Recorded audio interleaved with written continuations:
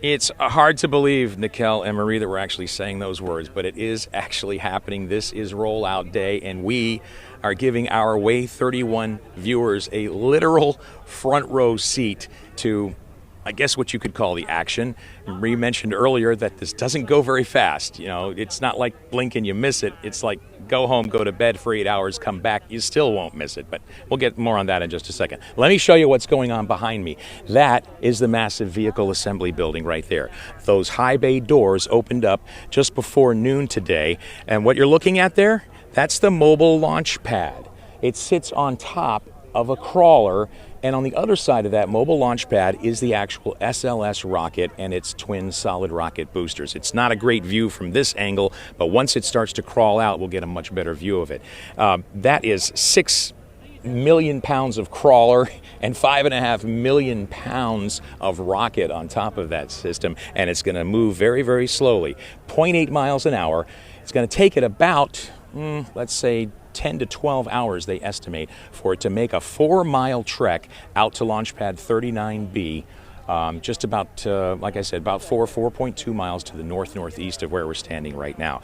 They do it very slowly, very carefully. There's billions of dollars on hardware riding on top of that crawler, so they don't take any chances. And this is a test vehicle, so they're going to be stopping and starting and analyzing the whole way through. So that's what's going to take it so long.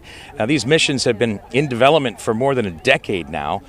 Back in 2021, when a new administration took the reins of NASA in Washington, D.C., they almost immediately changed the focus of the Artemis missions from the next man and first woman on the moon to the first woman and first person of color on the moon. It's a subtle change, but one that had a profound impact on many NASA employees, many of whom work on or closely with the Artemis team at Marshall Space Flight Center in Huntsville.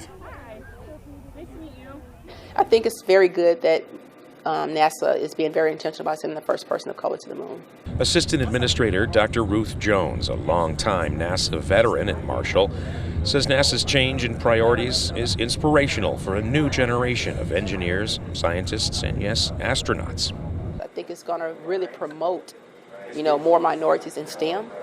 I think the reason that they don't really get into STEM is because they don't see themselves there. Seeing is believing when it comes to role models. For Jones, that happened in the early 90s when Mae Jemison, born right here in Decatur, became the first African-American woman in space. I guess since it was my junior year, that was around the time when Mae Jemison had just flown, so I was like, hey, if I major in physics, and I started looking up, what do physicists do? Because I didn't know. I took it in high school, but it's like, what do they actually do?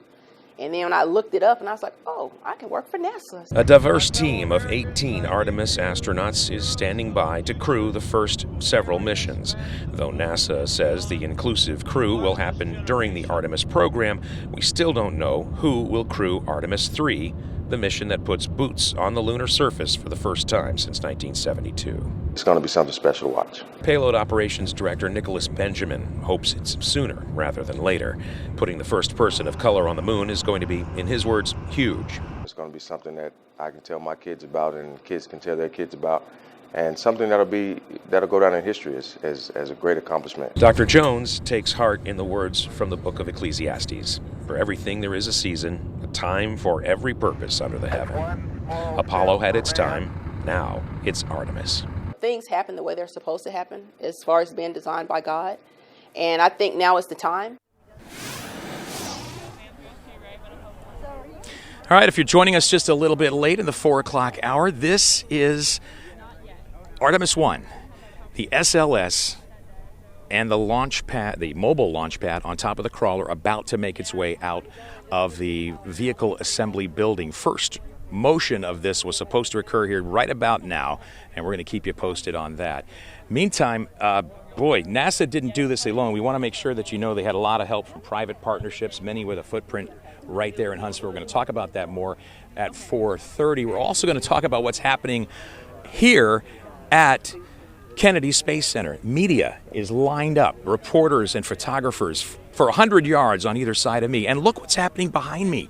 All these people here, these are NASA family and friends, NASA workers who spent their career working on this system and all of the infrastructure that went in behind it. We're going to talk to some of those folks who came out here for the day, with their coolers and their lawn chairs and their American flags and their pride. And we're going to talk to some of them about what they feel on this momentous day. So we'll have more on that coming up at 4:30. Back to you.